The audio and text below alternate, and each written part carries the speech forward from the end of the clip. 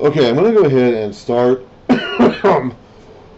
Oh, excuse me. And start going over some of these words. Now, I'm going to admit, okay, I'm going to say this right here now, that I am not a Hebrew scholar, okay? And whenever I need to look up a word, a Hebrew or Greek word, and from what lies behind our English words and our English translations, I'm going to have to look it up. Someone else is going to have to tell me what it means. Someone else is going to have to explain to me the deeper and fuller meaning of these words, because I don't speak Hebrew, I don't speak Greek.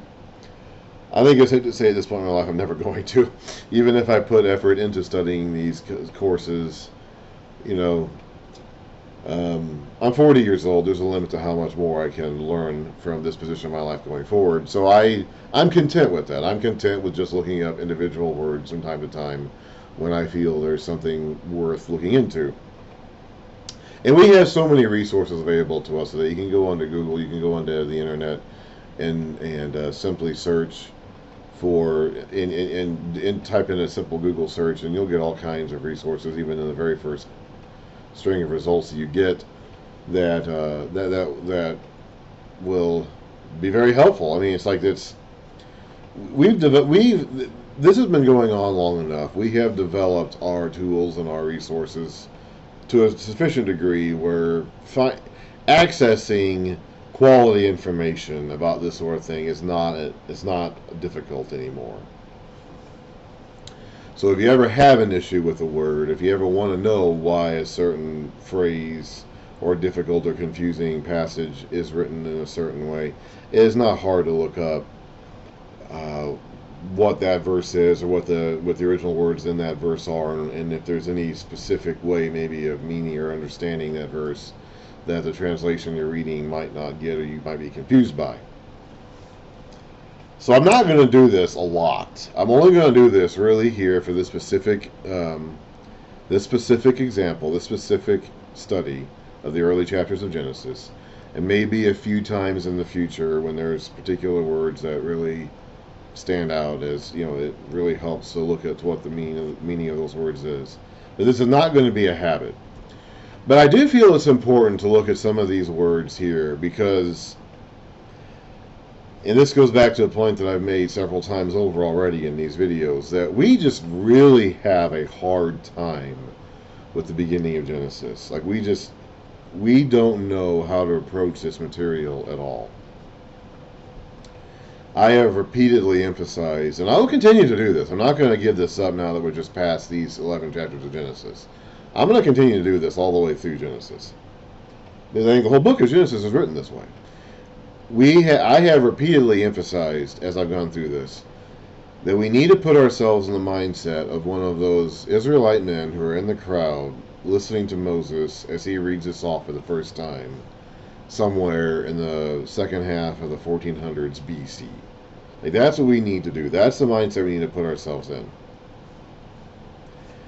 We have to remove ourselves from our mindset of 21st century Westerners living on the other side of the world 3,600 years later, 36 centuries later, speaking a totally different language, living in a totally different culture with a totally different set of cultural experiences in our background that we're familiar with. I talked earlier in this very video, or the previous one, about how to them, you know, they were not surrounded by miles and miles. I live in southern Illinois. Illinois is a flat prairie land, okay? I have no concept or ability to understand what it's like to live in an area where I'm surrounded by miles and miles of inhospitable terrain. Okay, like that is not in my background. I've lived 40 years here. Moses lived 40 years in Egypt. He then lived 40 more years in the wilderness in Arabia. Okay, and then he spent 40 years wandering around the wilderness with the Israelites. Okay, so to them, finding fertile land for their sheep and their goats and their, you know, like that was of supreme importance. To me, I take it for granted. Okay, it's like I take it for granted that we've got farms out there that are going to produce food. They're going to raise cattle. Okay, like I put little thought into this. The only time I really think about it is when I have to question what food I get from the supermarket that comes from these places. I never really question whether or not the food is going to be there. They weren't necessarily that certain. They didn't know always that the food was going to be there. That's just one example of how Michael, and that's true for, I think, the the vast majority of people who have lived on this side of the world or in this continent for the last 400 years. Okay, we've never really worried about whether or not or more, or even beyond that, like that. You know, like we've never had to worry about whether or not the food is going to be there. It's always been there. So our background, like our cultural expressions, the stories that we tell, and the themes that we use, and the symbols that we identify with, the idioms, the expressions, the figurative language, the way we talk, does not reflect a background where we lack for food, or we lack for water, or we lack for useful, fertile soil with which to grow in which to grow our crops or raise our livestock. Or so we don't have that. It's not in our background. We have a farmer's background. Okay, I came. Man, my dad was a farmer. Okay, my brother-in-law was a farmer. Okay, it's like we have farming in our background. I have farming in my background. Not I was not a farmer, but my dad was. Okay, but their problems are very different from the agricultural society of the ancient Near East. Dad's family farm was poor and small, but they didn't live in a desert. Okay, they didn't live surrounded by hot, dry winds that always threatened to overtake them and kill all their crops and kill all their cattle. Like that even if they had their own concerns back in the 20s, 30s, and 40s, that was not among them. That was never among them. So it's really important for us to get that, because we want to look at Genesis, the whole book, but especially the beginning, and make it say something that it just does not say. Like, we want to do that. We feel like we should do that because we feel like the text should speak to us that way. We assume that. We come to the text with that assumption already in our mind that the text should speak to us that way. We believe that Moses, the author of this text, should be talking to us today in the 21st century by terms that make sense and are logical and consistent with what we know of the world. We believe that should happen. And we believe that if that doesn't happen, if we come to the text and we don't see that, we don't see a worldview or a picture of creation that matches what we know of the world, we believe that's wrong. We believe that's mistaken. We believe that the scriptures are not inerrant. They're not inspired any longer. And so we just do not know how to handle that. That's our problem. That's not the scripture's problem. That's our problem. We have come to the text with this assumption already in mind. And when our assumptions are challenged, if not outright broken and refuted, we don't know how to handle that. And rather than trying to figure out how to handle that, right, rather than trying to overcome this difficulty, we try to explain away the problem. We try to make Genesis 1 or 2 and 3 say something, or really all the first 11 chapters, but say something that it doesn't actually say, or mean something that it doesn't actually mean. We want it to speak to us. We don't care about what it says to the 15th century BC audience that would have been its original hearers. We don't care about that. It doesn't matter to us at all. And that's a mistake. It's a mistake for the entire Bible to do it that way. I mean, the entire Bible has to be taken in context to get the fullest understanding out of it. But it's really important here. It's really important here.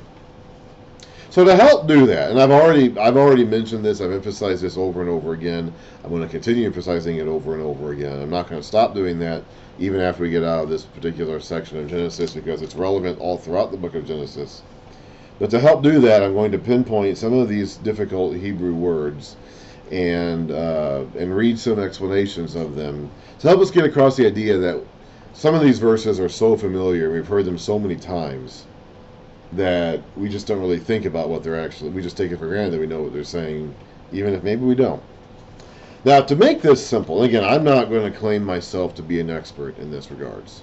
This information is out there, it's available. If you have an issue with what I'm saying here, you are absolutely free to go on and investigate this stuff yourself. I have done it. There's no reason why you can't do it. I believe that just about anybody, since this is going to be an internet-based series of videos, I still haven't figured out how I'm actually distribute these, but it's going to be through the internet somehow, I'm sure. So anybody listening to me automatically, by virtue of simply listening to me, has access to the internet, just like I do. And so if I can do this, if I can look up WrestleMania, this is something different. Let me just kind of cover that up. We don't need that for this particular lesson. It has nothing. WrestleMania has nothing whatsoever to do with Genesis. So anyway, so if I can do it, you can too. And there's absolutely no reason why you shouldn't. If you have an issue with what I'm saying, if you take exception with anything that I'm saying here, if you disagree with the articles that I'm choosing to read from, if you think there is other material out there that explains these words differently, by all means feel free to find those and accept those alternative explanations for yourself. So here's what I'm going to do. And for a lot of this, I'm just going to actually read from... I printed these articles. This is stuff I found, copied and pasted into a document and printed out. This is an article titled "The Genesis Account: 6 Hebrew Words Make All the Difference." Make all the difference. You can go into Google and type that in, and you'll find the same article, published November 11th, 2012.